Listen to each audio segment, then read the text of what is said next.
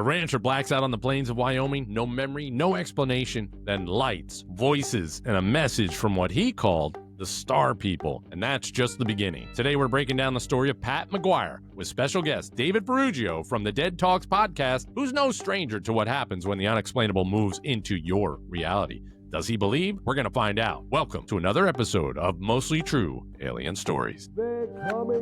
UFO sightings.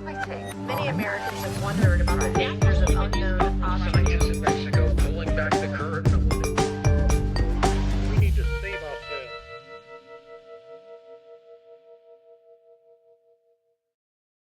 Welcome back to Mostly True Alien Stories, a show where we explore real alien reported encounters exactly as they were documented and then try to decide if they're mostly true or mostly just a great story. I'm Neal Girandola, and of course with me is my co-host Andrew Triana. What's up, man? Hey, Neal. Our story today is a strange one. It's about a rancher in Wyoming who claimed he was in direct contact with alien beings. Over time, those encounters led to everything from cattle mutilations and messages from a being named Michael to losing his ranch, running for governor, and dying with nothing but never backing down from what he said happened. I can't wait to get into this. And joining us to dissect this story is the host of Dead Talks, David Ferrugio, a podcast built around raw, unfiltered conversations about loss, purpose, and what might come next. After hundreds of interviews, his show has opened doors not just to healing, but to deeper conversations about the afterlife, human energy, and yes, even aliens, I think. We're excited to dive into all of it. Please welcome David Ferrugio to Mostly True Alien Stories. What's up, brother? What's up, man? That was smooth. Way smoother than I expected. Yeah. I told you. It's on one time through for this guy. Thanks for having me. Dave, I got to ask, we always kick off as soon as we start. I got to ask you, do you believe in extraterrestrial life on other planets? And I think you have to be careful with your answer because you never know what it leads to, right? Why do I have to be careful with my answer? Well, I don't know, because you're always talking about, death, and you probably have a stance on all of this, and I can't wait to find out. But if there's aliens exist and you believe in it, it changes a lot, doesn't it? Yes. Yeah, I know. I definitely believe in it. I believe in it, but it's also just the sheer probability aspect of it. I'm like, as big as everything is, it's hard for me to think that we're the only ones here. And now with all, I guess, the more and more evidence that seems to be coming out, or stories, if you will, it just makes me more of a believer. And yeah, I definitely don't think we're alone. Andrew does not believe in it. So Sick. he does not think that there's a life on other planets, right? Why? Andrew? I just don't. That's a really great answer. You're really good on podcasts. Well, I acknowledge that. I also acknowledge that I'm not saying, there definitely is, but I feel like to me, if I had to pick from a probability standpoint, I'm like, yeah, well, how the hell, why are we the only ones here? Yeah, I agree. I just, there's no way. And you know what? I can't wait till the day comes when it is revealed that there are aliens. Are you going to say I told you so? I hope he gets abducted. That'd be the best case scenario. Oh my God, that'd be best. I would love it. That'd be best. Yeah, it really is. Hey, your podcast is really, it is a unique stage for the death conversation. And you've actually been an inspiration to me and what we're trying to do with this podcast, even though we talk about aliens and you talk about death, because of your format. And you do move the needle for so many people. You're all over the spectrum. You talk about fake realities. You talk about simulations, afterlife, all of that, even religion. Your dad passed away in the 9/11 attacks, right? Is it okay to talk about that? No, absolutely not. Don't ever bring that up again. Yeah, exactly. Right. But is that sort of the antithesis for you to create this podcast? Because it's such a unique platform. Yeah. There's a lot of layers to it. Definitely my dad dying when I was 12 in the towers. That was a big inspiration many years later. The process of experiencing death before that, but that was the big one, if you will. So it was honestly a blend of realizing how internalized I was about things and how important me eventually opening up was healthy for me and my family, I believe.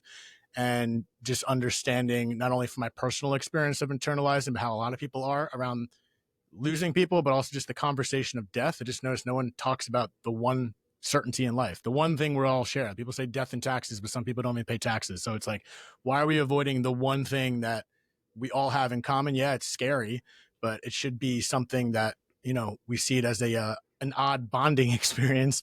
And so I wanted to normalize the conversation, but also shed the light on other people, because since my dad died on such a public forum, I always and still constantly get the attention every anniversary, because who the hell forgets 9/11? I guess if you're in Australia, is that technically 9:12? What was the timing on that? Anyway, it doesn't matter.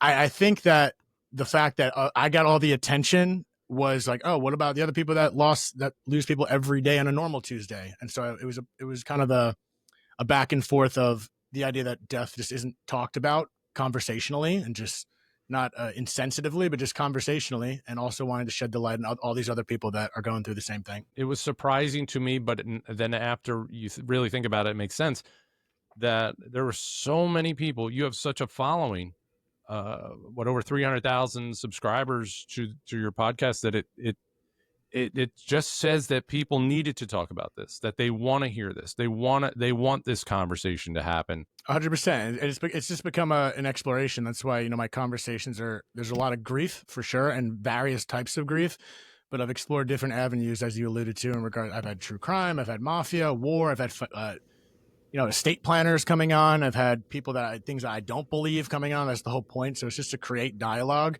And, I've noticed a lot that people, whenever it goes against people's beliefs, people get offended when it comes to afterlife or religious conversations. But to me, that's even more of a reason to push the needle and just put stories out there and let people think. I think that that's one thing that we're losing in society in many ways, especially with AI and people and doing things for us. We're losing the capacity to think for ourselves. And I think by putting not controversial stuff that shouldn't be controversial, but controversial conversations, just by putting out different beliefs. And you guys are kind of doing that in different ways. You're kind of, removing the veil, whether things are true or not, let people decide on their own, think on their own. Yeah. And by pushing the needle with afterlife and religion and how to cope with certain things and how people do it differently, I feel like just even if when I have these guests that say something you don't agree with, just by listening to something you don't agree with stems new ideas and new thoughts in your own neural capacity.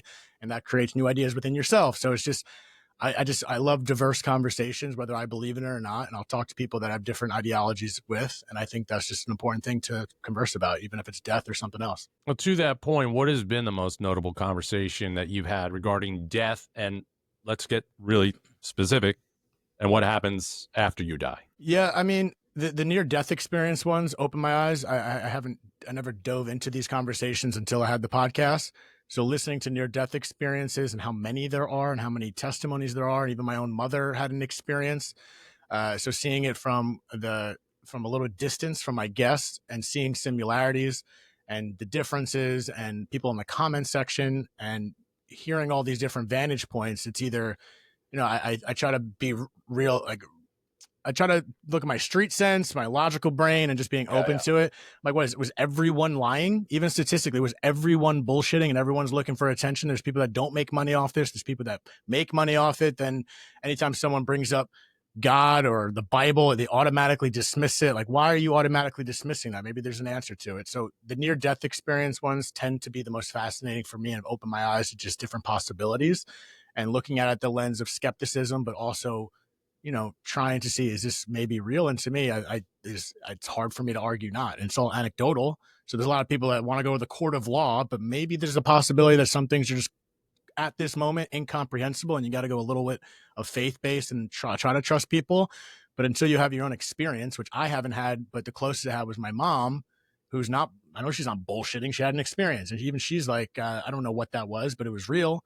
So we're supposed to just dismiss it based on your concrete foundations that you just don't believe it? No, I'm not with that. What has been the most common thread in near death or, coming back from dying? What has been the most common thread in terms of that explanation of, what is happening? There's a few. I mean, I might go a little ranty on this, just kind of putting it all together. Definitely most people don't want to come back, because it's just so incomprehensible, amazing on that side. When they do, some people go through rough patches for sure, but when they get to the other side, quote unquote, it's just a incomprehensible feeling of just euphoria. And most people don't want to come back. So there's usually like a near-death experience hangover of depression coming back to this hell, if you want, of Earth. A couple other ones is that we chose this life, which is another one that people in this human meat robot that we are just can't comprehend. Why would I choose this? Why would I choose the suffering? Again, to me, I just don't think we can comprehend it. Because on paper, I'm not going to choose my dad to die on 9/11 and the suffering that we see in this world. But I just think it's incomprehensible that the idea that why would we choose this life? But according to several near-death experiences, some I've had on my Git podcast, some I've just heard, we actually chose this life, and there's reasons deeper than that as to why we would choose it that kind of makes sense to me if we were trying to go deeper. Outside of that, those are probably the two main ones for the most part. Into that topic, there's those conversations that you have like with Neil deGrasse Tyson and Billy Carson, and they lean into a really crazy approach to life as it is, right? There's talks of simulation, there's conversations about controlling your incarnations and so on and so forth. Just from this podcast and just knowing, what I believe in and what I love that kind of conversation about life and, and death when it comes to that. Does that strike a chord with you at all? I mean, I don't think it's hard to dispute at all, because at the end of the day, no one knows. So who's one person to say the other? In my opinion, Neil deGrasse and even Billy, they're very smart people. I wouldn't compare those two at all, to be honest. I think they're on complete different sides of the spectrum. Yeah. Neil definitely goes on a more scientific approach in regards to evidential aspects of what's going on. And just because we don't have like a lack of evidence isn't evidence at the same time. So remember when I had Neil on, I asked him about this, that, and the other at the afterlife. And his explanation was, do you remember what it was like before you were born? And he goes, exactly. That's what it's like after you die. I'm like, that's not proof either.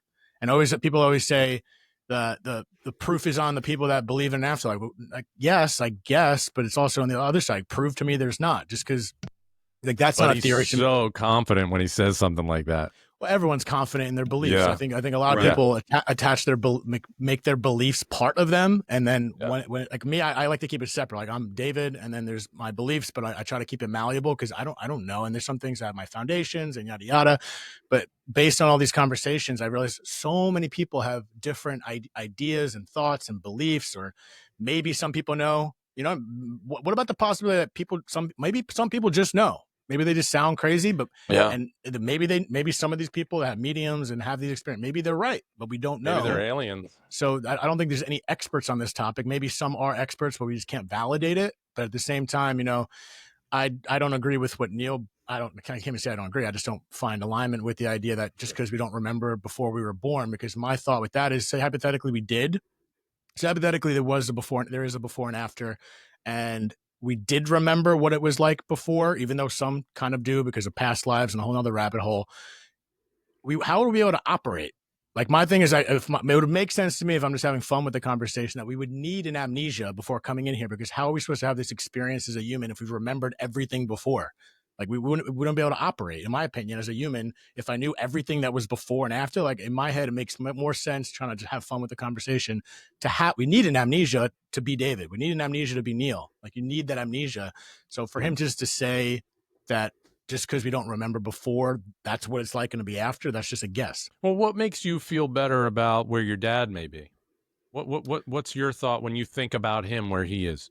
Yeah, I just think he's good. Whether he's in that realm, still my dad. I think that's where like the multiverse thought comes in. Like, even though he's my dad, but then if there's multiple lives, people I had a conversation with a guy that had a near death experience, and we didn't agree on the aspect of reincarnation. He didn't believe in reincarnation. He did believe in an afterlife, but he was like, yeah, your dad's always your dad. Yes, I agree with that, but that doesn't. Maybe he was someone else in another part of, if we had past lives, he was someone else. But I think, again, it goes to this incomprehensibility where he's, still my dad, but still there's other people, if you will, whether he's a brother or friend or whatever it was. Because there was a book, Many Lives, Many Masters. I don't know have you guys read that book? I haven't. Dr. Weiss, I won't rant on it too long, but to cover it up so much, he had a patient that he has transcripts and recorded the episodes, whereas the whole book was just him and his patient. And she was having issues in this world. And he kept doing hypnosis to bring her back further and further in her life. And he thought he healed her, didn't, when he usually does. This guy was institutionalized. Like he did the highest curriculum of all these Ivy League schools, believed in scientific process, didn't believe or know anything about past lives, didn't believe it. He assumed she was schizophrenic when he got her to a place beyond 3 years old. Because like, what's going to happen before 3? Like, how much deeper can I go? Then apparently, spoiler alert, it took her through like these, she took him through these 80 plus lives. And he thought she was schizophrenic. Then it came through this whole process, and she had all these different lives, but the same people within those lives were in her life today, just in different fashions. Like whether like he was always a teacher in her life. He always showed up. Like he didn't look like him, but she was able to recognize it as him, if that makes sense. Yeah. And so back to your first question, I just in a short period. I just think I think it's good. I truly believe and feel, with the option of maybe I'm wrong, that everything I've heard, all these stories, all these testimonies, we're just good. And it's like a safety net. It's like crossing the thin line at a circus, and you're gonna fall, but it's just gonna be good. But it's not a heaven thought. It's not because when I Yeah. think about my parents, who I lost, a few years ago, my first thought about them is that they're actually into another life. I don't know if that makes sense, but it's just one of those things that actually makes me feel good about, losing them. It does help with that. Yeah, I think I don't know about heaven in like the biblical sense, or how other religions may say this place. Maybe I think it's more a feeling. Like what I've heard from other people, hell isn't real, but the feeling and that frequency that we might be in might be real. Because I've seen near-death experience where people felt like it was hell. But I don't know if it's like a place of damnation where you can't go out and fire and brimstone and yada, yada, yada. I just think maybe depending on your soul's journey in the life we lived, you might go to a place that feels bad. And that's what it seems like. It seems like more of a feeling. So I think maybe the heaven that we're told in text is just a feeling. Because again, like it was always a feeling, but there were visuals. So I think a heaven kind of exists, but it's maybe not like the Golden Pearl Gates. I just think we're just energy, and it just becomes an incomprehensible feeling that we can't really understand right now. And when it comes to the psychic mediums, you have some episodes out there where you've spoken to some. Do you believe that there is a place for that in healing and helping people deal with death? Yeah, I think it's fine. I think it just depends. I think there's swindlers and grifters everywhere, so you got to be careful. There's definitely shady mediums and whatnot, but the shady accountants, there's shady everyone. So you just got to kind of keep your fucking ears open, not be too vulnerable. But I've heard too many stories of people in my life that have, and I know mediums I'm friends with, that I know them. You know what I mean? Like I know them and I trust them, and I've heard too many good stories of healing. Yeah, but at some points, like, you have to listen to yourself and not force it. Because I feel like if someone just died, you need to connect. You might be a little more, your brain's not operating in the right way, where I think emotionally you might be reaching too much. It's got to feel right. I wouldn't rush that in. Maybe it's not right for everyone. I think it's 100% real. I've had experiences myself that, again, it's anecdotal, that it's just like, every time these experiences happen, I try to disprove it. I try to disprove it before proving it, just from the way my brain works. And then sometimes it's just a decision based on the evidence you have at hand, like which is more probable, as opposed to proving it. But some things happen that are just unexplainable. Like, again, a personal experience I had, I was like, this is too spot on. The timing of it, what this woman said to me when my mom was nearly dead. It was like, I don't know how else to explain it. So I think it can be healing, but I think people should be weary and listen to themselves and not force it, and don't assume anything. It's slightly alien, It's slightly alien. It really is. It's weird. Hey, if aliens land tomorrow, it'll affect theology for sure, right? It's going to change a lot of thoughts on how we do approach death, afterlife, and all these conversations that you have in all your shows. How do you think that would affect what people believe in? I think it just opens the mind of infinite possibilities. So I think by understanding there's more, and if that was a real thing, if it was proven, we met an alien, shook their hand, played checkers with them, whatever, then it's like, oh shit, there's way more than I thought. And then I think just the idea of knowing there's more, like a real true knowing there's more, as opposed to a faith-based ideology, it just automatically makes you question everything else you believed in. I think that questioning would be the biggest effect.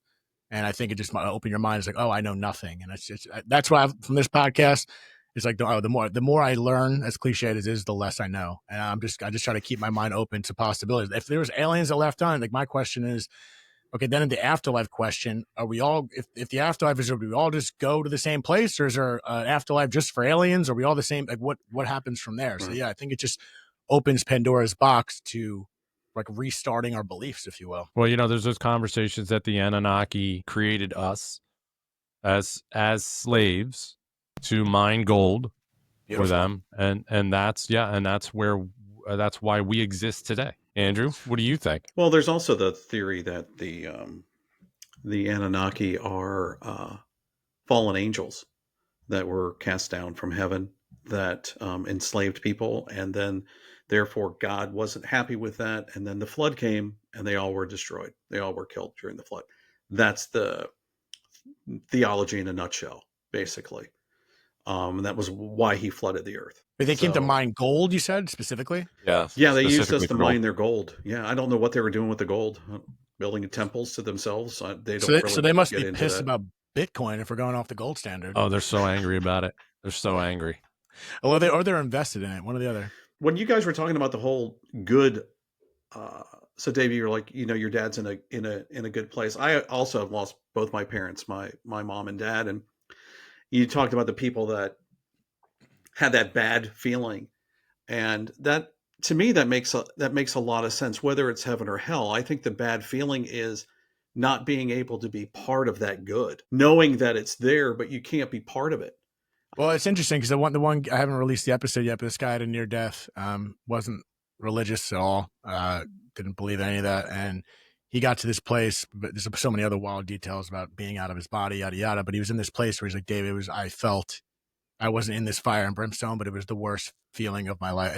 I've been through some shit, but this was despair and sorrow, this depth that he could not do it. Where at some point he remembers be consciously thinking of, I can't do it anymore. I need to, when he's at the absolute pit of not being able to sustain this feeling, that's when it broke through and he went to this heavenly place, quote unquote, for lack of better words.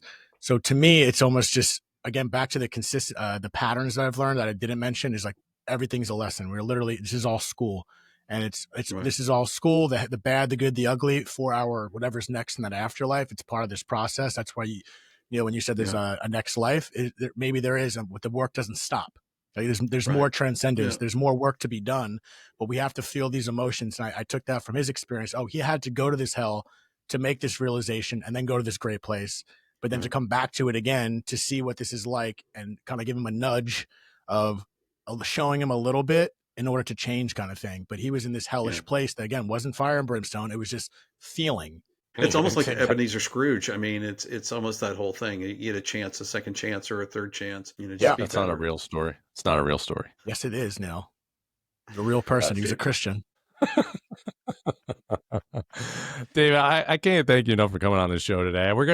Before we get into the featured story today, though, I want to do a little tradition with you, just based on everything we just talked about. I think this would be fun for you. We're going to do a little rapid fire. It's called Mostly True or Not. I'm going to hit you with a few rapid fire claims from, I don't know, that could be weird. It could be something could be a little redundant, but maybe not. You might have a different answer, but no answer is a wrong answer. So we're going to, Right. That's right. There's no explanations. And you don't need a lifeline on this. It's just gut instinct. All right. All right, let's fuck. All right, here we go. Let's get it together. People who die and come back saw aliens, not angels. Mostly true or not? False. You're saying not true. Not true. He didn't stutter, dude. Saying false. Should I say All right. But you're false? I saying specifically so say you're not true. saying you're saying if they see something, it's an angel. What are they? How deep do you want to go in my response? What is like I would love. Well, no, I mean we can rapid fire this, but I want to know a little bit. Like if they're seeing something after, because right, people tell you they see stuff when they die. What is it that you think that they're actually seeing? I think that's a human title. I think, maybe from back on Earth, we're like, oh, they saw aliens, but to them, in their perspective, no, they just saw this being and energy that they don't title as aliens or angels. Okay. That's not next aliens. question, This is please. Not aliens. Come on, dude. Come on. You're just trying It's to a get him to fair say question. it could be aliens. I don't want your propaganda. Your It's alien totally propaganda. it's totally aliens, by the way, guys. It's totally Is aliens. this podcast sponsored by Pfizer? Because I'm out. It's not. It's Moderna. It's Moderna. Yeah. Either Even way, better. I'm pure blooded for anyone that's going to unfollow me or not. So I don't know what to say. All right. There's a secret government program where mediums communicate with extraterrestrials. Mostly true or not? True. I like that. You're Not right mostly to it. true. Straight true. It is straight true. I Dang. agree. I agree with you. We've talked about it. We've talked about the remote viewers and mediums. yeah. That's all. You now guys on. met CIA before the sort of podcast to talk about this? That's not how this No, works. No, you and I. Oh, Andrew. me and you. Yeah. Yeah. You and I have. Wait, yeah. you guys met before the podcast? That's not how this works. No, it's not. Next. How about this one? Ghosts and aliens are just different frequencies of the same energy. Mostly true. I love how open-minded you are about all this, because you are not like, no, death is this. Because of all the people I've talked to, I know what death is. Death is this. And so angels and aliens are completely different. But ghosts and aliens, you're saying, are just different frequencies of the same energy. Different frequencies, but energy is energy, in my opinion. Maybe there's just different levels to it. Okay, one more. There's life after death, but it might not be human. Mostly true or false? Oh, true. I knew you were going to say That's true. true. Come on, you gave him that one. That's a softball. I did. I teed him up. Yeah, you teed me up. I I never teed played him up T-ball, on but you that. teed me up. It is true. So are you ready to get into our story for today? Yeah, let's do it. All right. Here's how it works. I'm going to walk us through the full account of an alien encounter exactly as it was reported. Then the three of us are going to break it down and decide if this one is mostly true or if there is something else at work here. And as always, we want to hear from our listeners. So just drop your verdict in the comments as well. And don't forget to subscribe, follow, and share the show. All right, here we go. It was early 1970s. A Wyoming rancher, Pat McGuire, he began experiencing a series of unexplained events that would come to define his life. On October 1st, 1973, during a hunting trip near Bozeler, Wyoming, McGuire and his brother-in-law observed an orange glow in the sky. They felt an eerie presence and experienced several hours of missing time before returning to their vehicle. This incident marked the beginning of McGuire's encounters, and subsequently, McGuire reported frequent sightings of strange lights and metallic objects hovering silently over his ranch. And they were often moving in ways that defied conventional explanations, according to the report. And he also discovered cattle mutilations on his property, with animals found dead and specific body parts removed with surgical precision, and often without any blood at the scene. In an effort to understand these experiences, McGuire underwent hypnosis sessions with Professor Leo Sprinkle.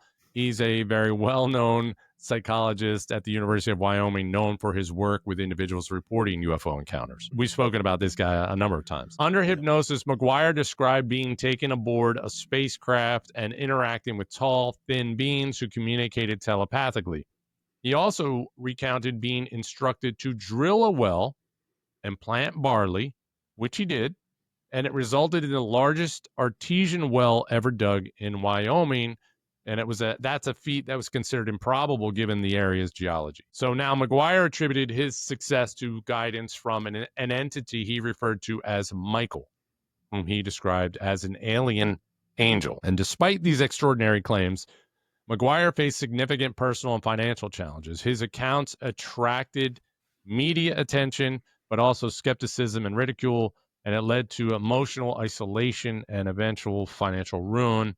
And then he eventually lost his ranch, and he died penniless in 2009 at the age of 67. That is the report. If you have anything you would like to add into this, if you know this story at all, I invite you guys now to add in your thoughts and fill in some blanks for us and our listeners, and then we can dive into whether we think this is mostly true or not. Is this the first time you heard this story? Yeah, I mean, outside of the little bit of read-up I did when you sent me it. Yes. Yes, cool. Right.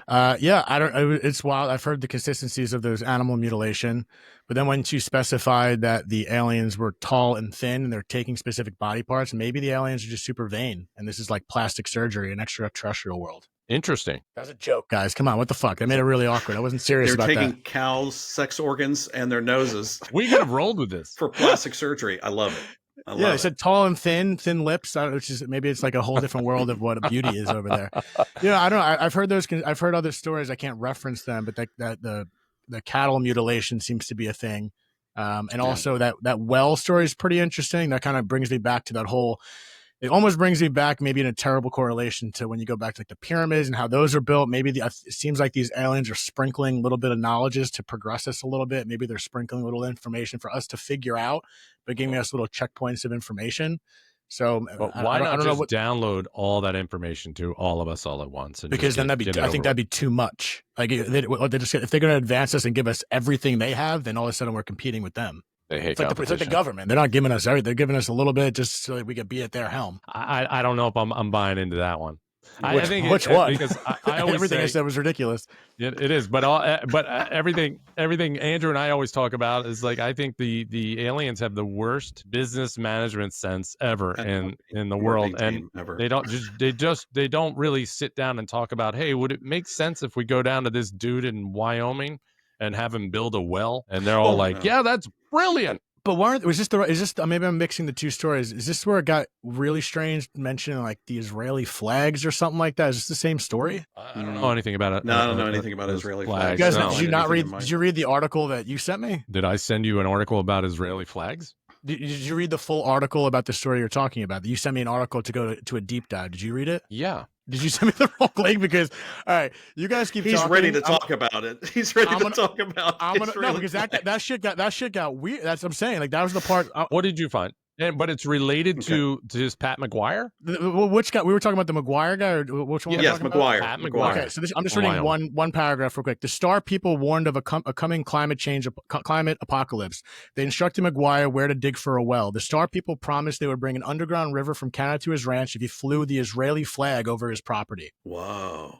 You guys. Sounds like you guys didn't. You sent me an article for me to bring my own due diligence. So you guys. We wanted you to do the research. So. Yeah, you wanted you to. That's a spoiler. That's a huge spoiler. Because McGuire would talk about the star man named Michael, as you guys mentioned, who instructed him to father 13 children, one for every tribe of Israel. When his wife Wanda balked at number 9, he divorced her and married a woman named Lynn.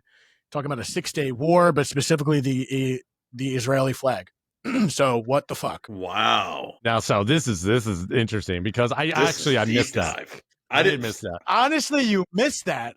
What? Do you know the sky's blue? How do you miss the Israeli flags? He didn't send that article to me. But the stuff that I found didn't find anything about the Israeli flag. That's interesting. What I did find out is that he did divorce his wife, and then he did have 13 children, and he was instructed by the aliens to have 13 children. They told him that. They also had told him that they were monitoring his land, and there was a severe drought that was happening during that time. So they told him to dig a well, and so he dug a well. But what's weirder than all of this is that the way he described Michael was the same way that Carl Higdon described Also One, in a black leather outfit. Mm-hmm. With a star that looks similar to the Star of David belt buckle. And it just reminds me of Mel Brooks' History of the World Part 1, Jews in Space. So they got space and the entertainment industry. It's crazy. I'm going to give you a little bit more about Pat McGuire. He said that he dealt with a series of different abductions that happened between 1973 and 1980, but later on they discovered that it was only 1973 to 1977. And the crazy thing is that none of his family, not one person in his family, believed him. And in the community, he was known by everybody as an honest rancher. He was a good guy. Everybody talked about him, but he wanted to know more. He wanted to understand what was happening. So he has 13 children. One for each tribe of Israel. It's all making sense now. I wish I really researched this. I mean, I felt bad not researching enough, and I'm bringing up the Israeli thing, so it's interesting. Thank you for coming on my show, guys. Appreciate it. Appreciate it. Yeah, you guys are great. So he went under hypnosis by Dr. Leo Sprinkle, who we know, who did this hypnosis on Carl Higdon. And while under hypnosis, he said that he tried to shoot one of the aliens, and they paralyzed him from the neck down, and they made him sit there and watch whatever, and then they left. What'd they make him watch? I think it was Rocky IV. Well, let's ask Dave. He probably knows. Dave, what'd they make him watch? They made him watch Snow White? I don't know.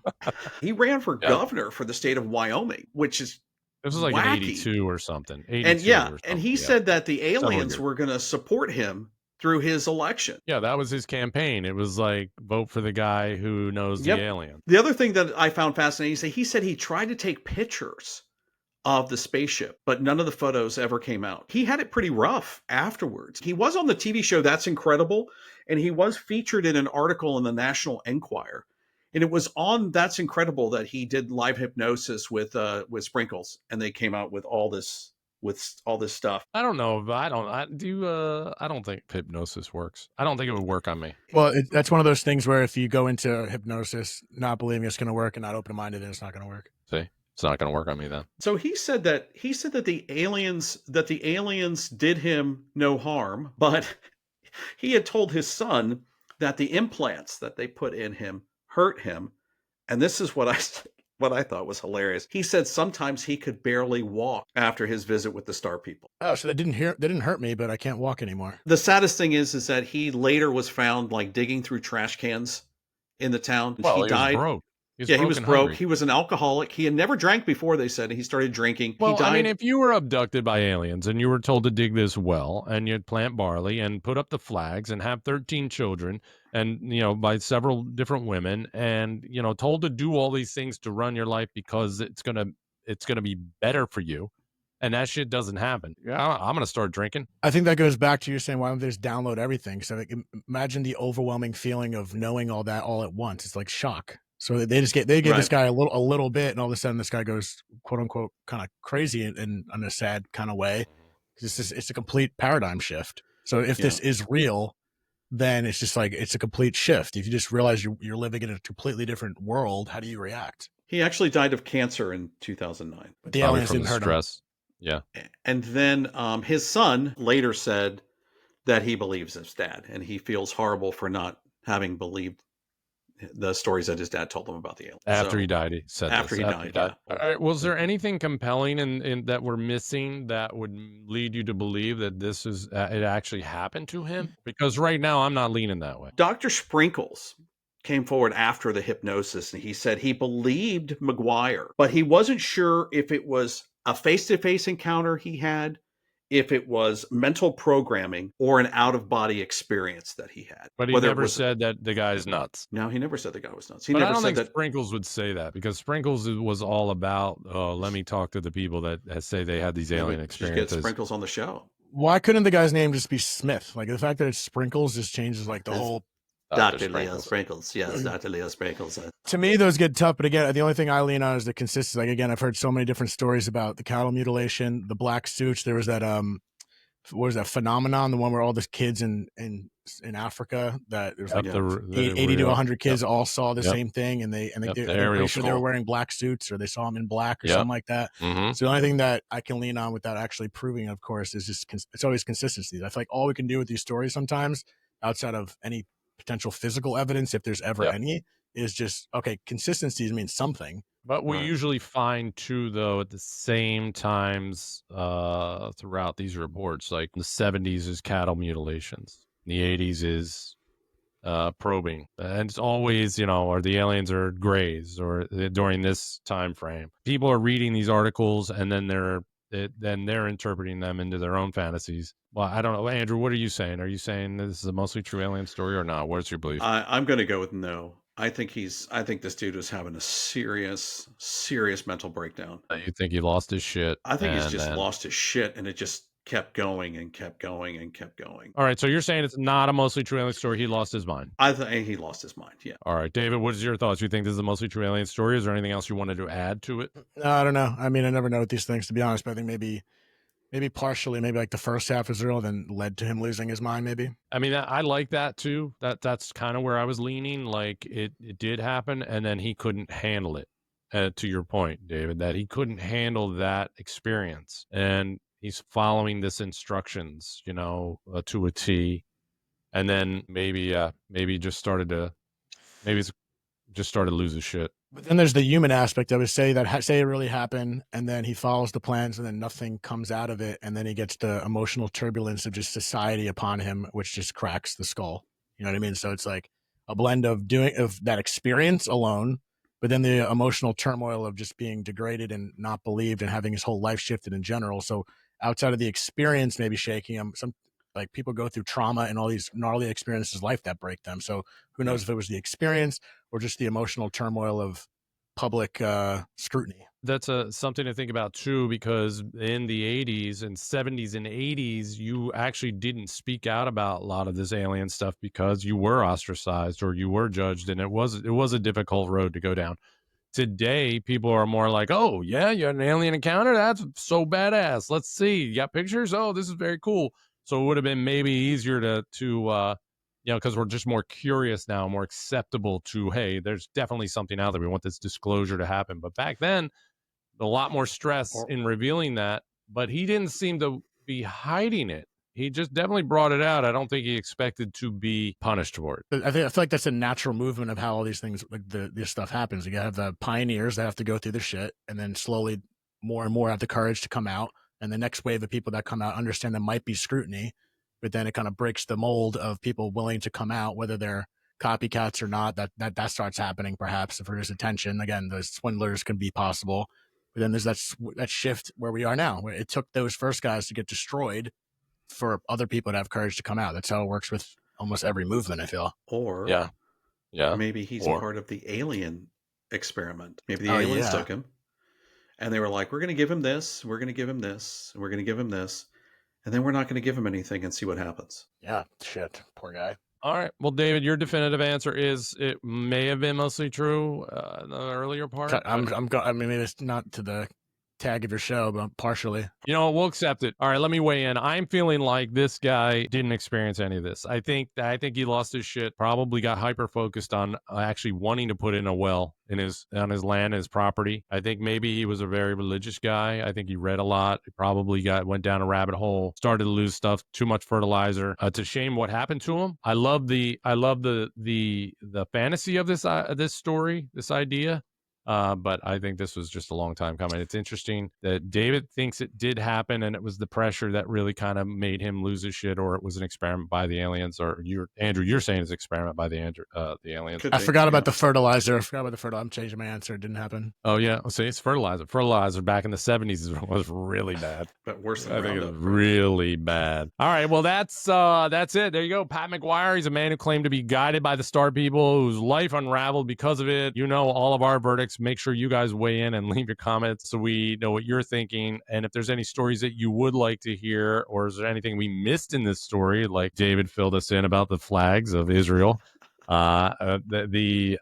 please put that in the comments as well. Dave, I really thank you for being here, being a part of this. What is your one takeaway from today's story My one takeaway: don't build a well. for aliens? No, I don't know. It's just it's again, I like the style of the show in general. It just creates dialogue and exploring different avenues. So I like the idea of, again, having a conversation and not being scared of going down the crazy rabbit hole and just exploring. Again, that's the whole point of the conversation. Like, so a lot of the things I said in particular was to push the limits. And it's funny when you start saying things publicly on podcasts and you clip me on some things. Like, this is a fucking lunatic. He really said that. Oh yeah. But we're having a conversation, people. So let's get a little weird with the imaginary part of it. And I'm definitely going to pull some out of context clips from this. I'm going to lose all my subscribers. Dead Talk's going to Yeah. get canceled. Speaking of that, make sure y'all go check out Dead Talks podcast if you haven't already. I mean, I don't know how you haven't, because there's so many freaking people that subscribe to your podcast. I love it. And I thank you for bringing that into our universe. Real conversations with real people, and you go where most shows don't. Don't forget, we drop our Alien News and Entertainment Edition every Friday at 10 a.m. All the latest UFO stories and headlines in under 8 minutes. And we'll be back next week with another case that pushes the edges of what we think is possible. Till then, be kind to the aliens when they get here. David, thank you so much. Appreciate you guys. Thank you. UFOs, I think. Many Americans have wondered about